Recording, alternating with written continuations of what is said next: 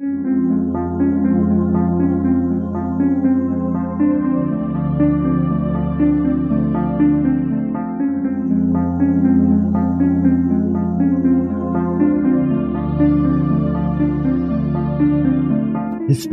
tells the story of the world and of our lives. Sometimes that history goes bump in the night.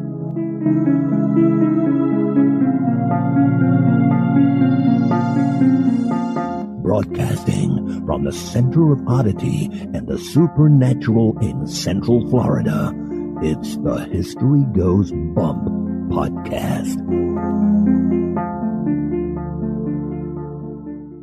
Hello, you spooktacular people. Welcome to this 406th episode of the History Goes Bump podcast, Ghost Tours for the Theater of the Mind. I am your host, Diane. And this is Kelly.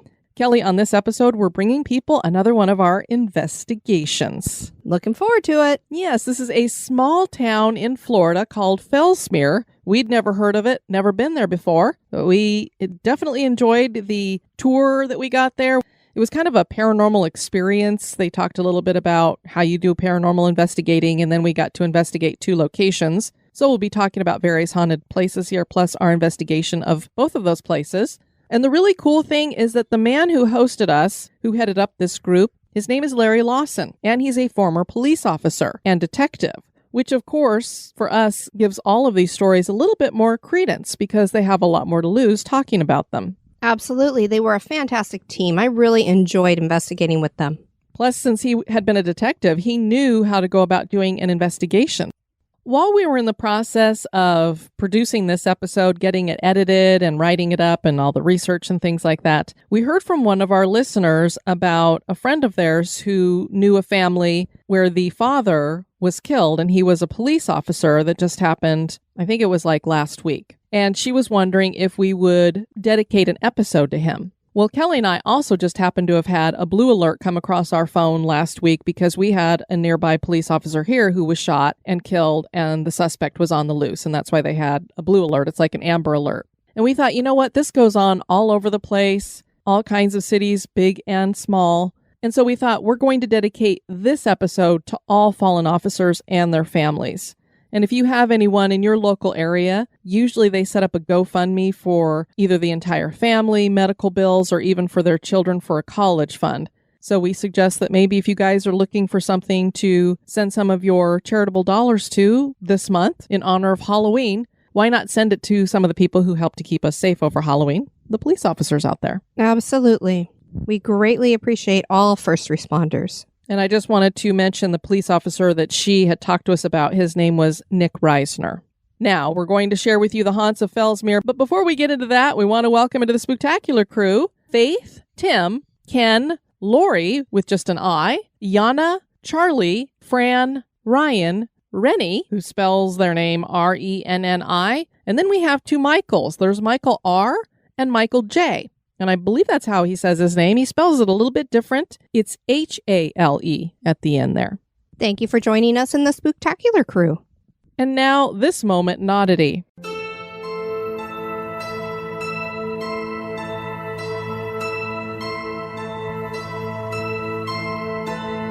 The moment in Oddity was suggested by John Michaels.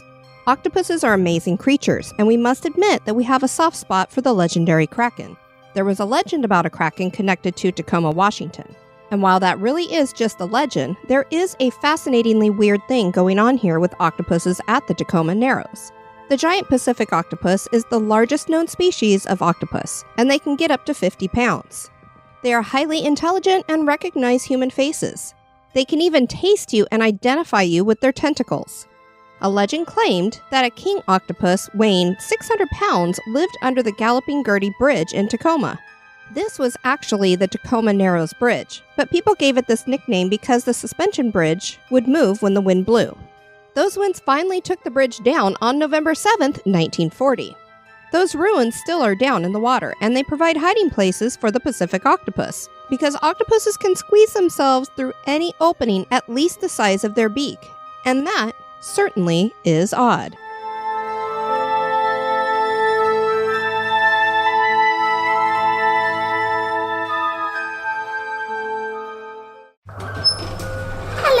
This is Victoria from victoriaslift.com. When I'm not taking those who must choose their destiny for a ride on the lift, I'm listening to History Goes Bump podcast. History isn't boring, it's terrifying. The past remains with us, and so do its spirits. Can you hear them calling? They want you to know their stories. Listen now to their voices and the truth from the past. And now, this month in history. In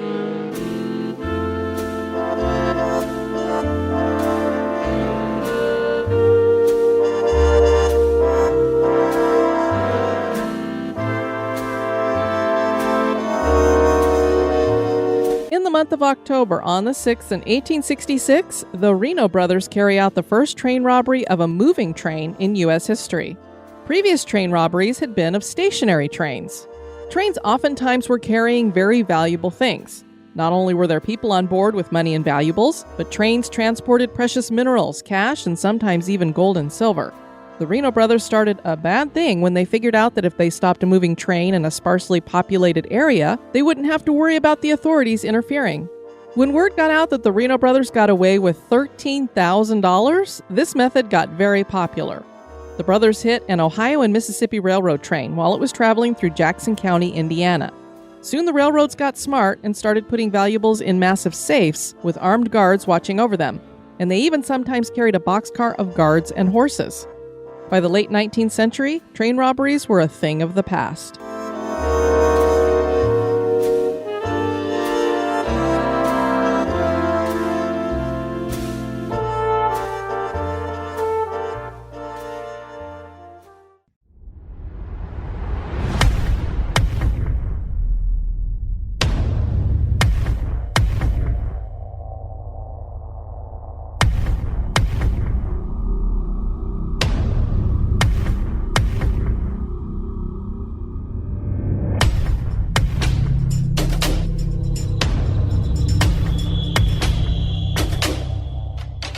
Larry Lawson is the founder of the Florida Bureau of Paranormal Investigation and runs Indian River Hauntings, which hosted this event. He introduced himself and his team, Mark, who is vice president of the Indian River Historical Society, and his wife Val, Candace, and Tina and her husband Spanky, who is Larry's right-hand man.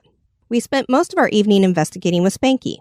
And like Diane said, the thing we really liked about Larry is that he's a retired police officer, which gives more credence to his investigations. He was a detective in Fellsmere before he retired, so he knows this city. And like us, he understands the importance of knowing the history in order to understand the hauntings. He comes at this from a scientific and open-minded skeptic base, and he investigates with respect. Here, Larry shares some of his personal experiences. I saw my very first full-body apparition as a brand new corrections officer in the Dade County Jail in 1980. Yes, I am older than dirt. And I was just sitting in front of the console. There was had three wings, walkway around the entire floor, and I'm sitting in the control booth, and I'm looking down the middle wing, and I just see somebody walking by. Nothing opaque or ghostly about it. It was a person, and I thought it was our lieutenant sneaking up to catch us sleeping or whatever.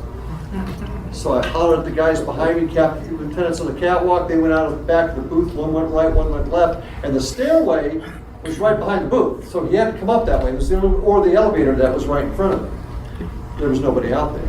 Oh, Lawson knows that this place is haunted anyway. And that was my first experience. And I didn't think too much of it, young guy, I was just barely 20 years old, starting my career off, I went to the police academy, hit the road. Strange things happen when you're on the road. Something out of the corner of your eye, a burglar alarm goes off in a building, and nothing should have made the alarm go off. You stop a car at 3 a.m. and something tells you, wait for your backup, go in a building, wait just for a minute, just little things like that. But nothing really big happened until it was April of 2009. My oldest son, Ryan, wanted to go to St. Augustine. Have you ever been to St. Augustine? Hey, yes. That is the place to go. We had an event at the old lighthouse there.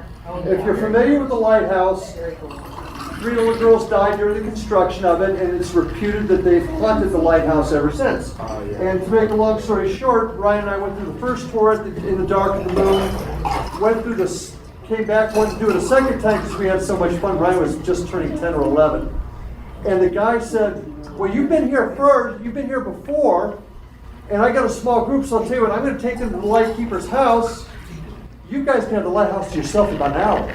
Groovy.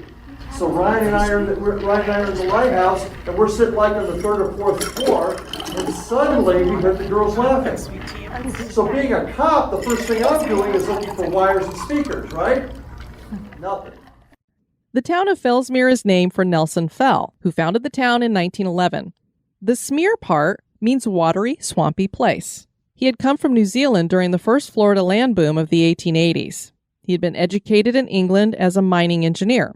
Fell bought a large parcel of land known as Cincinnatus that had been owned by a newspaper magnate. His goal was to make Fellsmere a county seat and a hub for farming. This was to be the gateway to the South.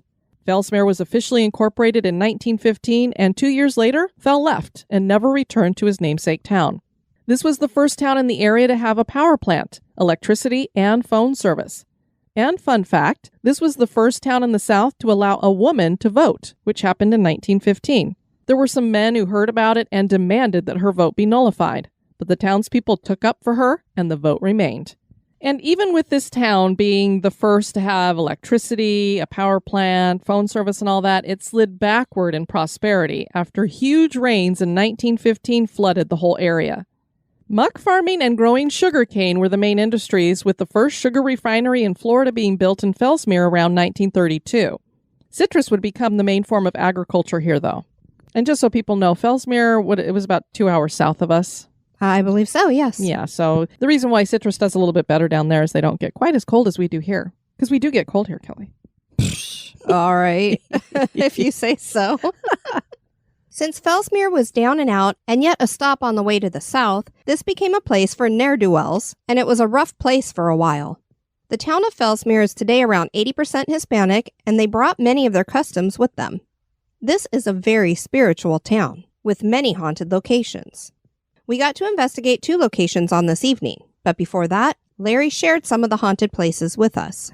Kelly, the first place he talked about was Ditch 13 Gallery and Gifts, and we actually drove past this because it was right there on the corner. We met up at a restaurant, and this was on the corner a little ways away. It's a small little building. It's kind of cute.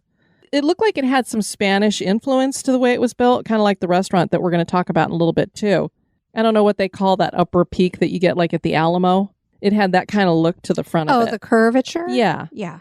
Nikki Rouge owns this business at 46 North Broadway Street, and this is a local artisan's gift shop featuring offerings by talented locals such as homemade jellies and jams, ceramics, intarsia woodcrafting, stained glass, carvings, jewelry, fine art, and more. And the owner here claims to have had paranormal activity with things moving around. Then something else that Larry shared to us after he talked a little bit about this. His son wasn't able to join us, but apparently he's sensitive like you are, Kelly. From the stories that Larry shared, I would say he's more sensitive than I. It almost seemed like he could actually see things, not just you kind of get a feeling. Right. Whereas he could actually see them. And he's going to share a story here about a property where the oldest house in Fellsmere once stood. Section foreman's house, this is the oldest building in Fellsmere. This was right on the rail line and just where the train crews switched off. It was actually a duplex. Family was living in it until about 2010, and that's what it looks like now. They moved it about 200 yards to the west, and they were supposed to actually rebuild the train station, but it never materialized, but they fixed the building up anyway. That building wasn't haunted, but the property around it was. And this is when I first saw that my son Evan. We're out there investigating when the building looked really bad before, and we didn't get anything inside the building, but Evan is standing there. He's 14 at the time, and he's just staring. Evan, what's wrong? What's wrong? They're staring at us, Dad. Who's staring at us, son? The Indians. They're behind the trees and they're staring at us. Now, my son's normal, okay? He's a very bright young man. Turns out this whole area was filled with Ice Indians, who were the people that lived here during the period of time. So that was the first time Evan ever gave the indication of something going on. So that's pretty cool that he saw all these Native Americans standing on the property there. Very much so. Then Larry spoke about the Fellsmere Inn. located at 107 North Broadway Street. It's the oldest hotel in town and was built by Fell in 1910 and had 11 bedrooms, 6 full baths, and 3 half baths. The barons of industry in the local area would meet here and enjoy drinks and cigars while discussing business. And Sunday nights would find cars lined up down the street with people coming for Sunday dinner. Fred Vandeveer bought the property in 2005 and he restored and renovated it. We found many listings through the years for the inn being up for sale. Right now, it appears to be a private residence. The owner has experienced some strange things here and he wanted Larry to come investigate, but his wife put the kibosh on that. Yeah, so I don't know if she was afraid they were going to stir more activity up or what have you, so. Probably. Unfortunately, Larry wasn't able to give any of his own personal accounts about that. But if the owner's saying, yeah, I'd kind of like you to come by, we've got some strange things going on here. Next, he talked about the Marion Fell Library. The Marion Fell Library was started by Nelson Fell's daughter, Marion.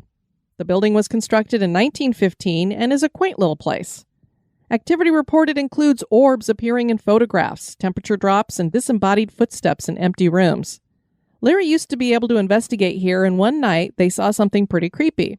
Kelly, I don't know if you've ever seen these things, but you know these ladies make these homemade crafty cloth doll things that are like hollow on the inside. They just have a head at the top, and then it's like a draping down kind of dress, and you can put them over a broom or a mop to kind of conceal the cleaning implement. Yes, I have. So I guess they had one of those in there over a broom or a mop or something in the library. And one night while investigating, someone saw it move and they ran out of the building. Dude, run! Then paranormal investigator Brian Kano was here, and he had investigated with a group of people and tried what I would kind of call a tulpa experiment to see if they could cause something to manifest. And it wasn't necessarily an apparition to manifest, but an EVP. So what he had people do is focus on a word. So he asked everybody, what word do you want to do? And they said, how about banana? So they thought about the smell of bananas, the taste of bananas, and the word banana, but nobody said it. You know, they just said it that first time about which word should we focus on. Then they did an EVP session after that, and they all heard the word banana. And Kelly, that's the first time I'd ever heard of that kind of an experiment. But you know how synchronicity runs around this podcast? There's always something that links in, whether we get an email from a listener who says, you were talking about this particular place, and I'm listening to it just as I'm driving past it or something. Exactly. Well, I'm listening to an episode of Ghost Magnet, and it was from like 3 or 4 weeks ago, but I was just now listening to it this week. And there was a couple of little bits of a synchronicity there. When we did our live show in St. Augustine, we talked about haunted Victorian houses here in Central Florida. And one of them was the Rheinauer, which is more famously known as the Seven Sisters Inn, but it's closed down, so it's not called that anymore. So I was familiar with that place, and lo and behold, the woman who owned it, I think her name was Maria, was being interviewed by Bridget on Ghost Magnet. And so she was talking about all the hauntings that have gone on there. And I was like, oh, I wish I would have listened to this before we did our live show, because I would have had some insider information about her own personal hauntings. And then she shared that Brian Kano came there and did an investigation, and they did this really cool experiment. And she goes on to describe the exact same experiment that Larry told us about, only the word that they used for this one was bird. So they thought about bird. Everybody pictured birds in their mind. And then when they played back the EVP after the session, it was the word bird many times in different languages with different people's, like female, male. So I was like, whoa. Pretty incredible. So guess what experiment we're going to be trying here in the future? Gee, let me guess. I'm like, I want to try that. But I thought, what synchronicity? I've never heard of this before. And then we hear it from Larry, and then I also hear it on this other podcast. It's very cool. Very clever of Brian Kano. I really like his stuff. He's a good investigator. Fellsmere Cemetery is host to the spirits of a woman and child. One evening, a police officer was there about 15 years ago to lock it up. He saw a woman and a child walking in the cemetery. He started to walk towards them, and they disappeared. A deputy sheriff pulled up, and upon seeing the look on the other officer's face, he said, "You've seen them, haven't you?" Apparently he's seen them too. A medium that was part of Larry's team had been in the cemetery, and she said she felt that there was a woman there with a child who was not hers, but she was taking care of the child. And I believe this was before anybody had told the medium that they were actually there. So that was pretty cool verification. And it's nice to know that, possibly if there's a child wandering around, that there'll be another spirit that actually takes care of them. Yeah. So then we were off to the first location that we were going to get to investigate. This was the old schoolhouse, which is also served as the city hall. And we were very excited that we were going to get to investigate because I don't think we've ever investigated an old school before, have we? Yeah, I don't think we have. The old schoolhouse was built in the early 1900s and opened in 1917. This is the oldest masonry building in all of Indian River County. The school closed in 1980, so it was around for quite a while. It stayed empty for a while and then became City Hall and then the police department. The police department moved out into another building, so this is now just City Hall. They offer classes there, and the Boys and Girls Club is in the basement. Larry said of the hauntings here, "We don't know why ghosts of children seem to inhabit the school. There were no deaths or tragedies documented in this building. One of the theories is that when people die, they go back to where they were the happiest. One night when I was locking up here, in front of me I saw an arm in a flannel shirt. Just the arm. I can't explain it, but I know that it happened. They've seen lights coming out of the walls, and they've seen shadows."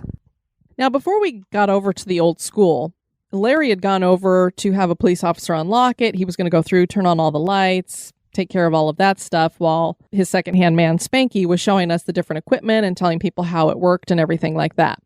Larry brought us into the old school, and he explained the layout to us when we were on that first level. And then our first stop was going to be in this small little theater auditorium that they had. And it had these two, double doors that closed for, to keep it closed or whatever. And we ended up having what we think was probably our first unexplained experience here. I just opened this. I just opened the door.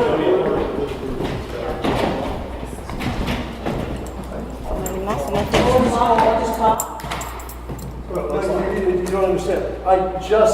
The officer came and just unlocked it. And I just opened it. Just as you were coming up, I unlocked it. I can already start do this, but I gotta tell you what happened when I got here. Seems like it's latched up at the top. I don't know.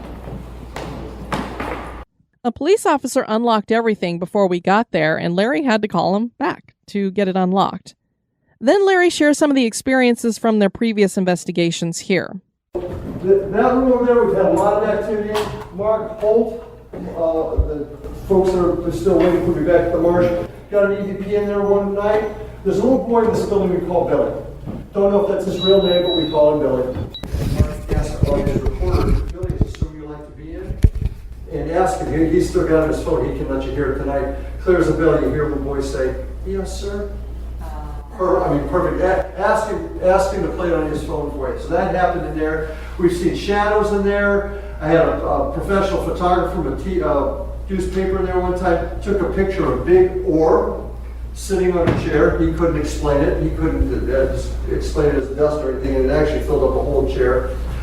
This room here is where I became a believer in portals and spirit boxes, because it was in this room here. A group from West Palm was up, they had a portal, and that portal, when I asked where we at, Fellsmere. Waited a couple seconds later, where'd you say we were at? Fellsmere.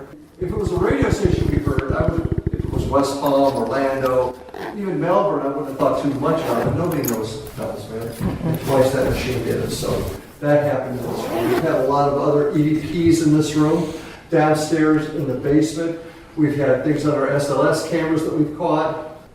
Once again, spirit box, all kinds of things happen. I mean, I can sit here and tell you days. My son unlocked that door one day, came down, Ryan, my older one, came down all ticked off because he was trying to lock it up after an event one night, and he's not like Evan, okay?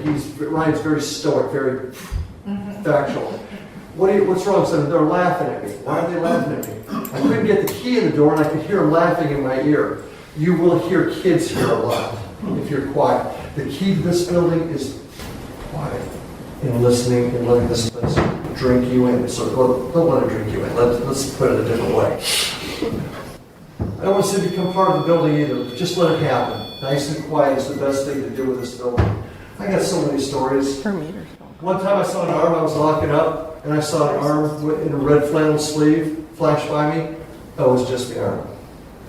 That kind of freaked me out. The elevators will go up and down on their own. Something was happening. And bangs, we've heard bangs. Oh, there was a huge one when I walked in.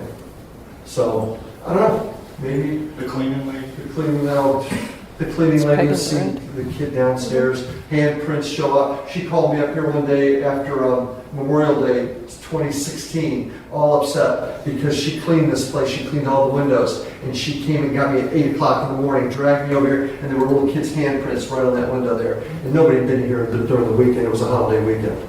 So she was all upset about that. I mean, we could regale you with stories all night, but you want to investigate. So I'm trying to get it ourselves. And you heard in that audio that we just played me mention in there that a woman's EMF was going off. It did several times, as did the meter of the woman behind her. We could kind of see him off to the side, Kelly, so we were watching that, and I'm like, something's going on that side of the room. Yeah, and it was going on for a good portion of the time that we were in that room. And Yeah. there was nothing around them. No, and it wasn't like a constant, as if there was some kind of EMF. No, definitely Something not. going off over there. And Wasn't I think they anybody's even phone or ran something anything. against the wall to make sure. And Larry heard a loud bang in the elevator, and no one was in the elevator. Now, in that audio there, he also mentioned that they'd captured this EVP. I think it was probably several years ago. They played that EVP for us before we wrapped up the entire evening. So here I'm going to play back what that sounded like for you guys. Well, I walk up to the landing right near the elevator, and there's Mark, and I don't know who else is with you. I don't even remember now. But they're like, I said, did you guys come downstairs? No, but you got to hear this. And this is what we got. First time I ever heard Larry say, "Oh shit." It was a good one. It was good. You'll hear me say, "Do you spend a lot of time in this room, Billy?" And directly after that, you'll hear his response. This room here in the auditorium, is this your favorite place?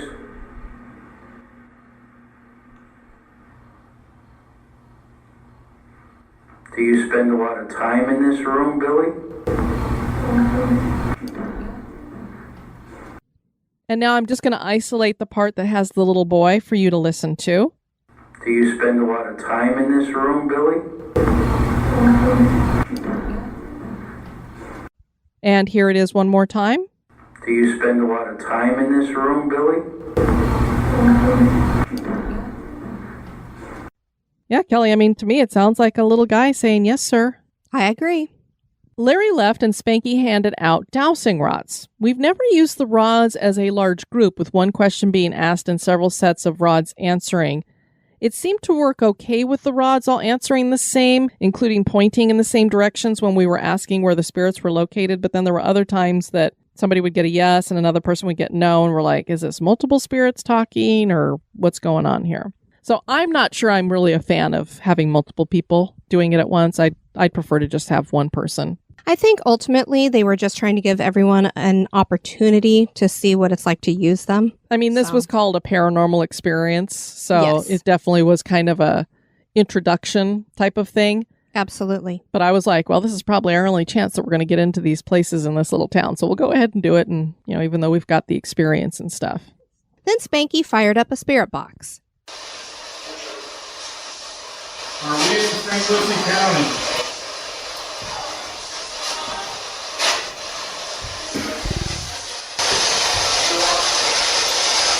Sounded like it said you are. I heard you are. What did you hear? You are. When you asked St. Lucie County. Yeah. But if we are, You are. You are that tells me it goes back to the beginning of the century, 1900s. Because it was built in 1915 and it was part of St. Louis County. That's where you gotta know the history and things. Did you open this school?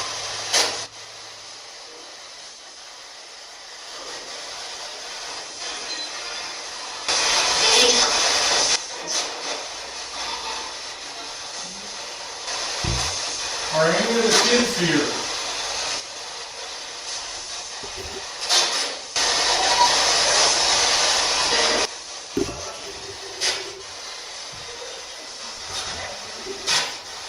Are any of the teachers still here? No. No. I heard a no. We heard a yes after he asked if there were kids there. Sounded like an older kid. Larry joined us again as we headed to the basement, and he told us another quick story about the building. Now, just to let you know, guys, quick story. When I was the detective here, that room there, it's got a computer room, which used to be the conference room. The chief of police, one of the city council members, the head of the Boys and Girls Club, a few other city leaders, and the department chaplain were in that room there. I'm sitting at my desk next door at the police department minding my own business. The chief walks over and he says, Larry, you need to go to the school now and check out the door going from the conference room into the auditorium, which is that door right there. Why? Because they all sat there, including the department chaplain, and watched that door open, close, open. Right. And we've actually had seen things in that doorway. Really? Just one of the many stories. The basement has a lot of activity relating to children. The elevator is fairly active. Are you hearing anything with that elevator right now? No? Okay. Okay, so historically in this building, many times we have heard like somebody took a piece of wood and slammed it against the aluminum inside the elevator. A really loud bang. When we know for a fact nobody was in the elevator or on the floor below or above. That happened many times. Well, while we were just in the auditorium, I heard the door slam downstairs, and I came walking out in the hallway and I saw Larry coming up the stairs. I said, "Oh, it's you. I heard the door slam downstairs." He said, "No, that's not what you heard. I just heard the banging in the elevator." The Boys and Girls Club, some of their people would be down here late at night and the elevator would work on its own. They'd hear the kids laughing. They'd go up and down by itself without nobody pushing the button. We haven't ever had much luck with REM pods on any investigation we've been a part of, but here in the basement, the REM pod went crazy. Larry checked the batteries just to make sure that they were fresh because it was so crazy it seemed to be spazzing out. And then it went off again. Mark, you want to do a DVP session at the same time we're doing models? I'm getting a lock over there by the coffee machine and stuff like that. You get it over by the microwave. Yeah. What's that? Just see and then. Thank you. Thank you. Put them, yeah, them tons of. Antennas up. Hello. Yep. Hi. Thank you for letting us come in here.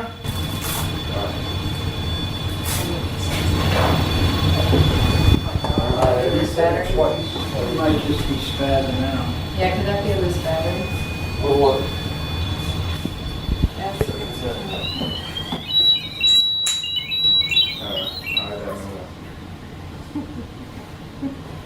Batteries are fresh, I just checked.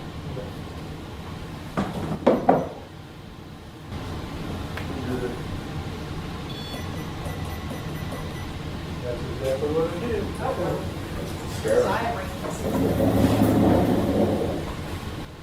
Can you touch it again for us, please? If you're still in the room, can you touch that again? Thank you. Thank you for communicating with us. The kids are always down here, so can you step away so it'll go off? Can you step away from it for us? Can you come over here for me? Come over here. So it'll stop the light. Yeah, that's up. We need you to step away, please, and have it go off for a moment. I like it. Then it felt like the kids left. Later, Larry would tell us that there was an adult, maybe a teacher, who seems to have some control over the kids. The REM pod went crazy again when we went up to the first floor, and we were envisioning the kids playing and running to touch the REM pod before the teacher would stop them and things would go silent. Yeah, so it was real interesting. We were getting a bunch of activity, and then all of a sudden it was like dead. And it happened both in the basement and on that first floor. So to me, it seemed kind of plausible that there was someone telling them, stop, behave, stop messing around, whatever you're doing. Did one of the kids come up here to play with us?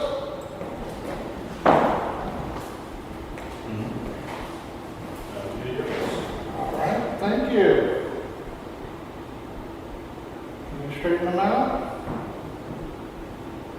to touch that again?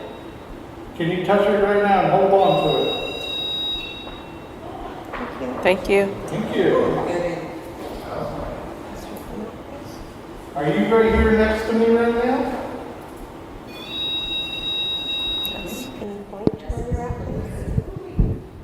Is that you, Billy? I just asked for it to point to. It's pointing over by you. Jealous?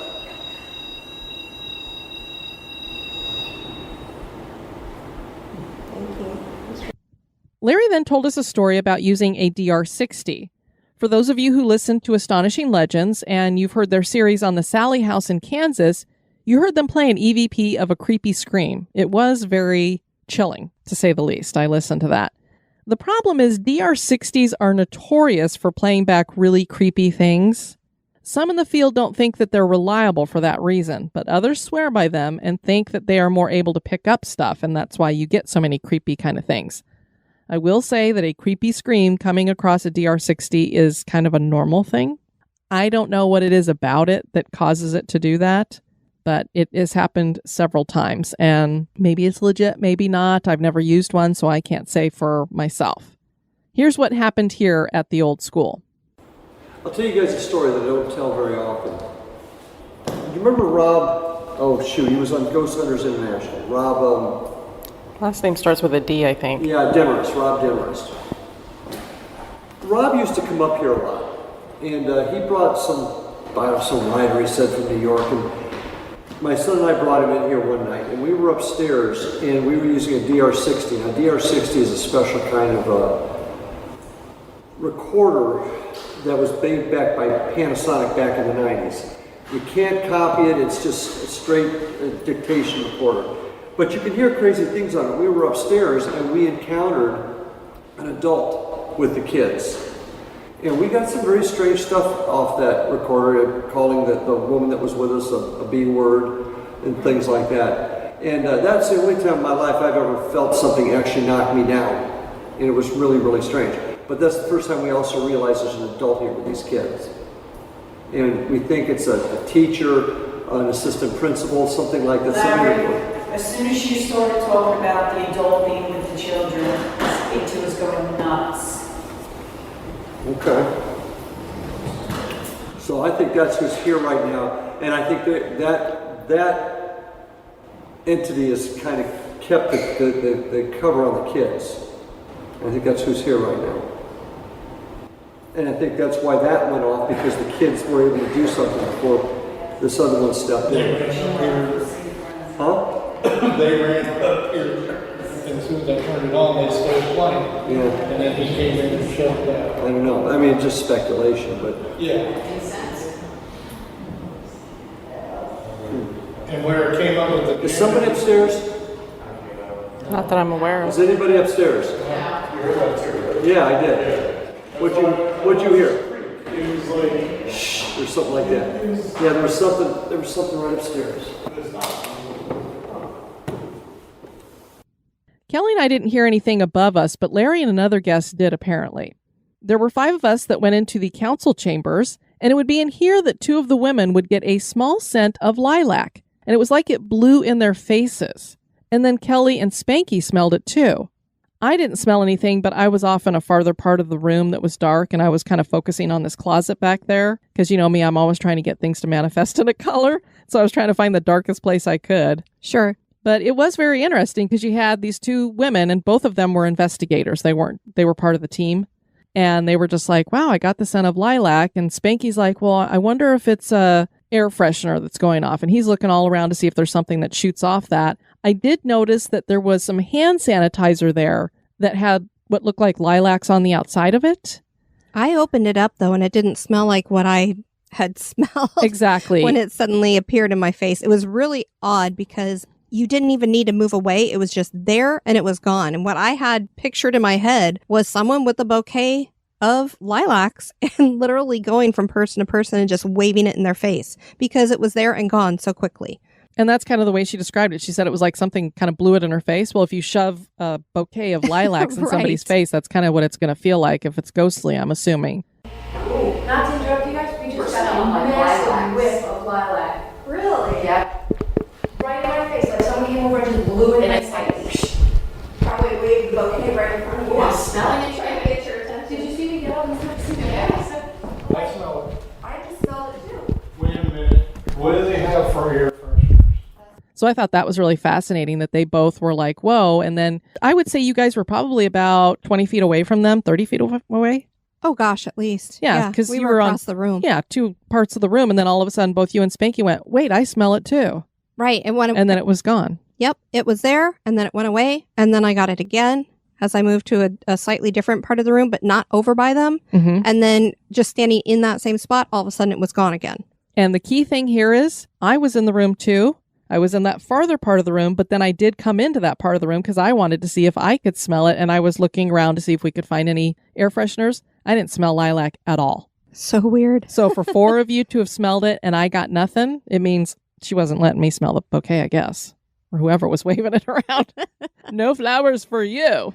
Like no soup for you. But I thought that solidified it because I'm like, if it's an air freshener shooting something off, I'm going to get some kind of a scent of lilacs. Sure. And for people who don't know, I have a really intense sense of smell, which sometimes is not a blessing. It's a curse. Definitely. So it's one of the reasons why I didn't go into the field that I wanted to, which was going to be criminology, because I'm like, I don't think I could handle the smell. I honestly did not think I could do it. So no decaying bodies for you. for me, yes, for me not to smell it is just very weird. Okay, now we're going to talk about the Marsh Landing restaurant, which was originally built in 1926 for the Fellsmere Estates Corporation. And then it became the headquarters for the Florida Crystal Sugar Company, which was here through the early 1960s. City council meetings were here in the large main room, and the police department occupied the north end of the building. And some prisoners were held here awaiting transportation to the jail. And these were within walking distance of each other, the old school and then the Marsh Landing restaurant. So you can see how we had the city hall, police department here, and then it moved over to the old school. A concrete vault held important documents for the corporation. The building was sold, boarded up, and given to the city back in the 1980s and sat empty until October 1995, when Fran Adams bought the building at public auction. She refurbished and opened Marsh Landing restaurant in November of 2002. Much of the building is still original. The wood windows and door frames were made from cypress trees that were logged locally and cut in nearby lumber camps. The wainscot around the interior walls had a nice golden hue and is the original tongue and groove ceiling. Most of the doors are original. Staff have reported seeing the apparition of a woman wearing a white dress walking across the restaurant in a residual manner, and they've also seen her staring into the street when they close up for the night. They've also seen shadow figures and watched chairs move on their own. The blinds have rolled up and down by themselves. The owner of the restaurant, Fran, saw some weird stuff when they were renovating. She witnessed the woman in white float from one wall to another and then disappear. Fran also tried to talk to the woman with no luck, which is why they think this is residual. Larry himself saw the woman in white. He said, a deputy sheriff was here taking a photo in the same spot, and I looked up and saw a woman in white standing in the doorway. The sheriff did not see the woman I saw, so that's really weird too. I know what I saw. I saw a woman standing there, and then she was gone. I went and got the security camera footage, and there was no sign of the woman. So literally, she only appeared to him. A woman in purple was snapped standing in the doorway of the women's restroom. And Kelly, this was a picture that he shared with all of us, and it looked to me like there was really somebody standing there in purple, but it was not so defined that it was like a real person standing in the doorway. Right. No, you could actually see the paneling behind her. Yes. And she had what looked like a Victorian style dress on. Mm-hmm. It was beautiful. And he also showed us the photos before and after. Yeah, because they were taken in a sequence. Yep. And she was only in one of them. Yep. It was very cool. That was probably one of the coolest photos that I've ever seen, I think. Yeah. Generally speaking, I think most people know, especially if you're in our Spooktacular crew on Facebook, we poo-poo a lot of photos that we see because I just don't even trust them anymore because there's so many different apps you can use to make up things and stuff and put things in pictures.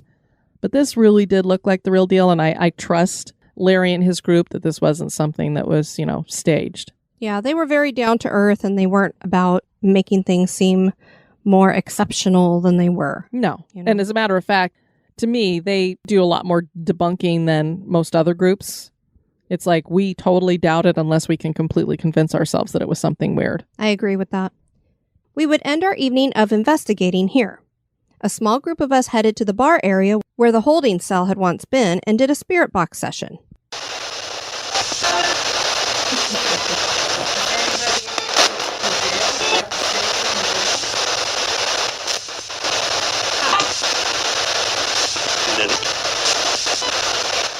I did.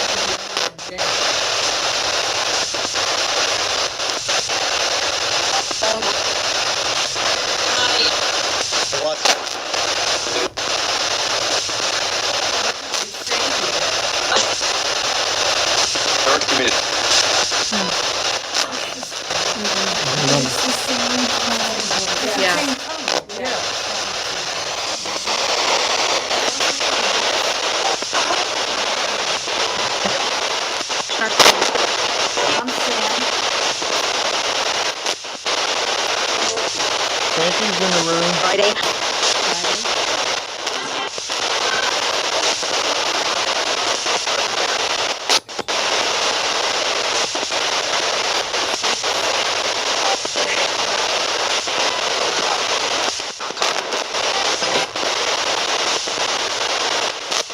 Do you like all the women visiting you right now?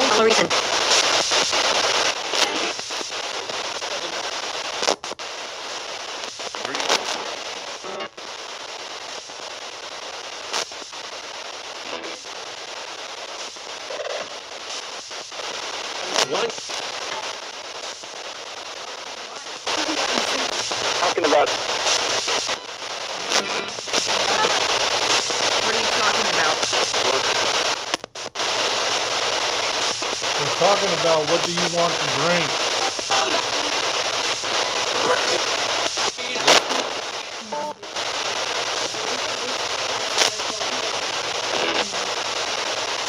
Did you say whiskey? Then we just let the box go for a while without asking anything, and we got this. Where's the money? How long?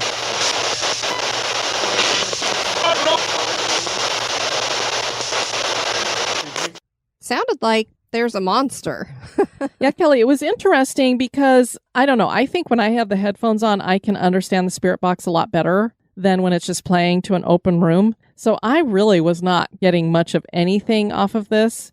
Even when I listen back, like, you know, I always like to ask if they can manifest as a color. It sounded like it said yes.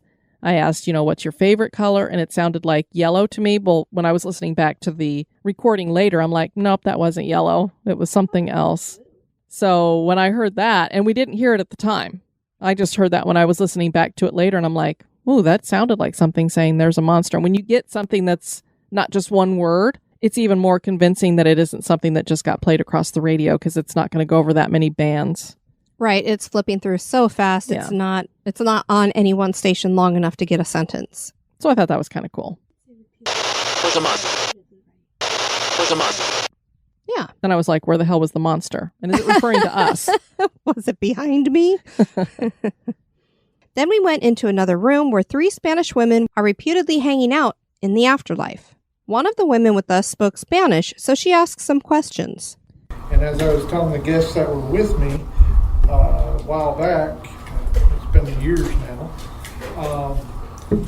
I was able to communicate with 3 Mexican ladies in that room.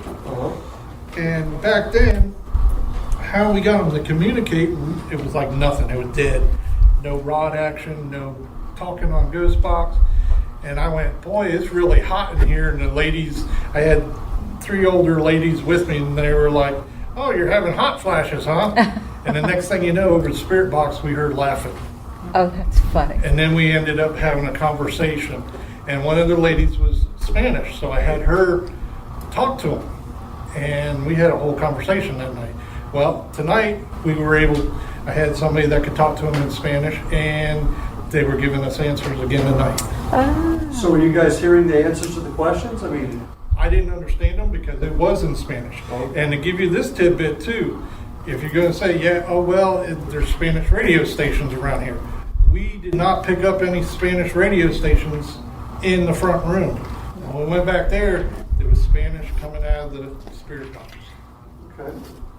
Yeah, and I'm not sure if we got anything through that spirit box. We thought some of the stuff coming through might have been Spanish. It was just really hard to tell. And she was hard of hearing, so she couldn't hear anything that was coming through as an answer. Right. So I'm not sure. We thought maybe we were getting some Spanish answers back, which is kind of cool because I think that sometimes when you go somewhere and you're conducting an EVP session or doing spirit box or something like that, and we always just assume, well, we'll just talk English and everybody understands the English. Maybe in the afterlife, we don't all speak just the one language. Right. And also when we were in the bar area, none of the words or sounds coming through sounded Spanish at all. Exactly. So you couldn't say, well, there was probably some Spanish radio stations in the area and we were just picking up some of that stuff because we didn't hear any Spanish in there.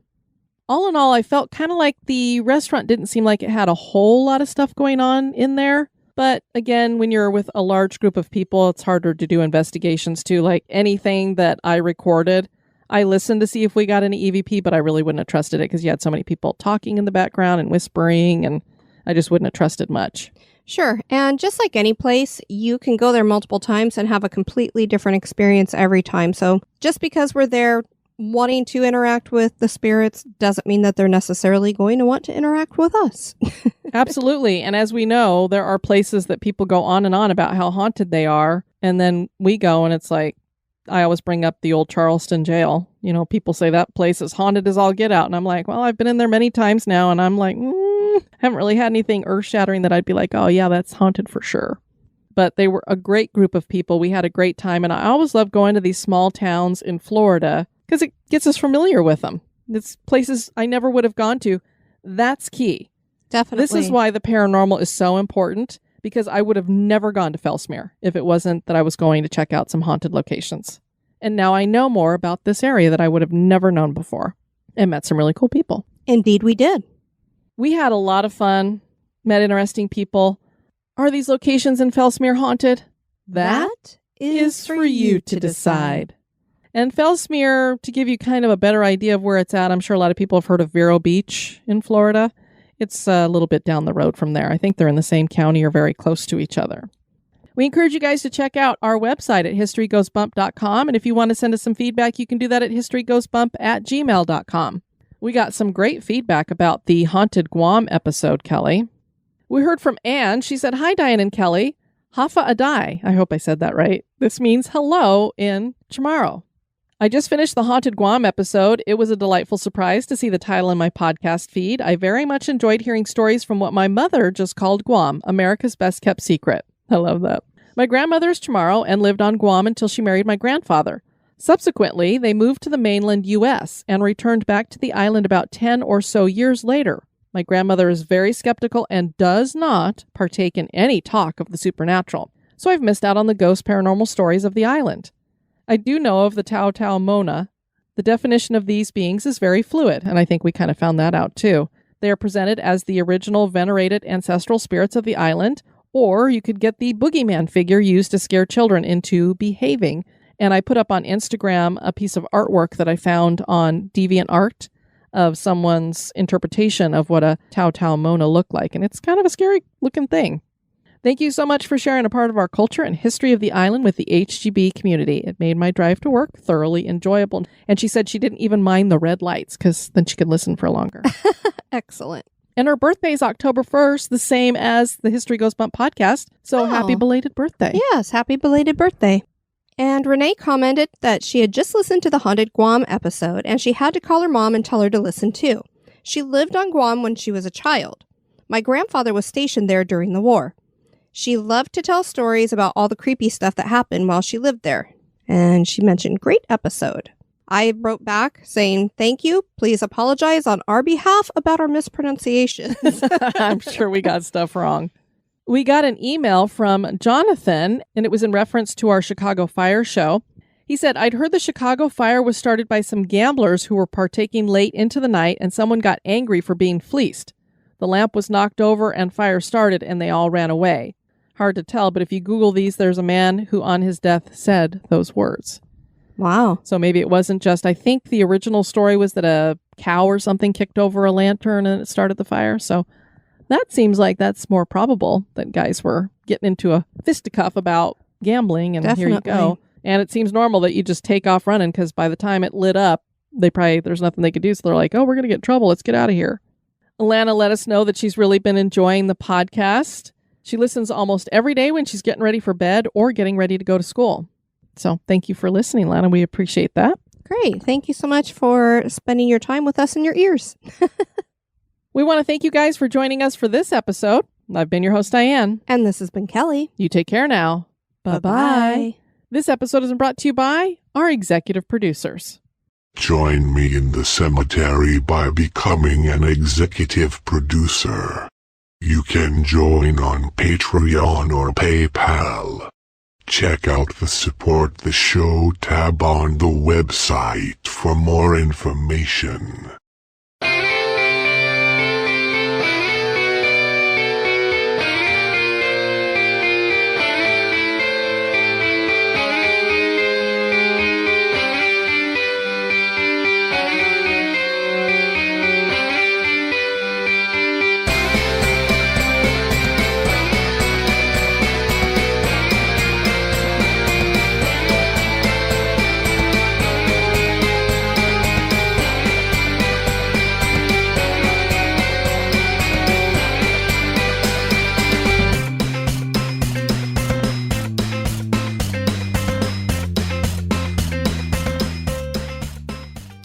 Now, we're going to share with you the haunts of Fellsmere, but before... God, why I can't say but before. The town of Fellsmere is named for Nason? Nason Mason? Muck farming and growing sugarcane. Muck... Hey, mister! That's enough. Shush. Stinking bird. And Sunday nights would find cars lined up down the street with folks coming. Some folks coming by. They're going to have a little Sunday dinner. We got some fried chicken. This was started by I don't know why I can't say Nelson. Nessie? Nessie was floating around the library one day. The wood windows and door frames were made from cypress trees. Cypress trees. You know, when I hear you saying the wood windows and doors, I just all of a sudden start hearing the Haunted Mansion with no windows and no doors.